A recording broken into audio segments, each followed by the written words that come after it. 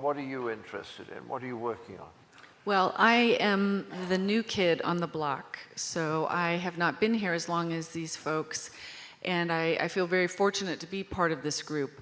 I'm a clinical psychologist and a professor in the Department of Psychiatry, and as part of my work, I see patients, and I do research, and I teach. And a lot of the patients I see that I'm doing psychotherapy on, I also started doing mindfulness-based therapies, and recognizing the impact of the meditation and the mindfulness treatments that I was providing. And the positive impact on symptoms was wonderful. However, I kept hearing over and over again from my patients that they were experiencing other things. And so that's where I really began exploring and getting interested in what was actually happening. And I'll give you an example very quickly. I had a gentleman with very severe depression, an attorney, very bright, 52-year-old, had just been left by his wife, very bad alcoholic. He had tried so many times to stop drinking. He had tried so many times to stay on his treatment for depression, and he couldn't. And I worked with him to start practicing mindfulness meditation to help reduce the cravings for alcohol. It didn't work, but he kept trying, he kept meditating. And then one day he came to me and he said, "I'm not going to drink again." And I said, "Okay, sure, all right, that sounds good. Let's keep an eye on this." But I didn't believe him. And he has not had a drink to this day.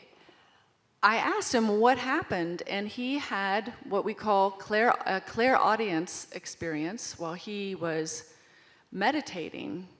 A voice of a woman came and said, beat him up. I mean, talk about a negative experience. This voice told him to quit it. What the hell was he doing? He was killing himself. And he said, it sounded like my mother. But I'm not sure if it was, but he said it resonated with him, and no one else heard it. It wasn't, a real person. He wasn't delusional, but it worked. He had perceived that this came from somewhere, and it worked. And I saw this over and over again in my patients with personality disorders when they would meditate, when they would get in touch with this thing, change the state of consciousness. And what I began to realize is that more and more of them were reporting what many of you will know as siddhis. These are actually to be expected sort of experiences that people have when they're practicing some of these, what are now modern traditions, but come from ancient traditions where this was to be expected, that you would have extraordinary experiences, gifts, and powers. These are things like psychokinesis, where you might be able to influence the environment, physical environment, or what we might call psychic sort of abilities, where you might be able to predict something in the future or remember something that you couldn't possibly remember from the distant past. And so the research I am moving into now is really more methodically exploring this. And I'm building on research with my colleague, who John also knows, Cassie Veaton at the Noetic Sciences, and she's in California. They did a study that looked at just a survey of 1,100 people or so, and they were meditators who had done some significant meditating, and they asked them about these specific experiences. And it was absolutely astounding. They found over 50% endorsed experiencing some of these things, one or more.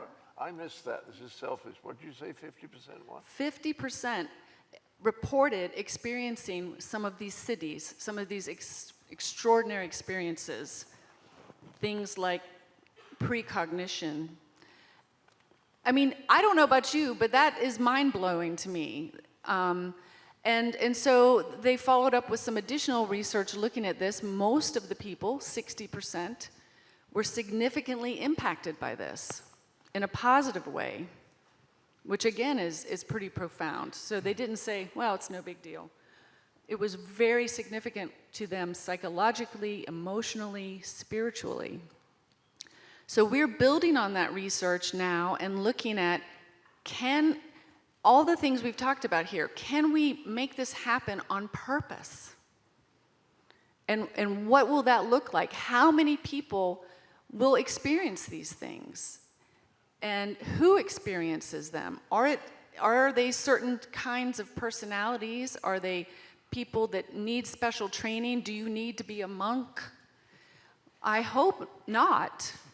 And the idea is, can we access these out-of-body experiences, these phenomenal experiences, and learn from them what we see that these other people have learned on purpose? And what would that look like to tap into that human ability, that level of consciousness? If we all did that, wow, I think we might have some hope. Very good. Very good.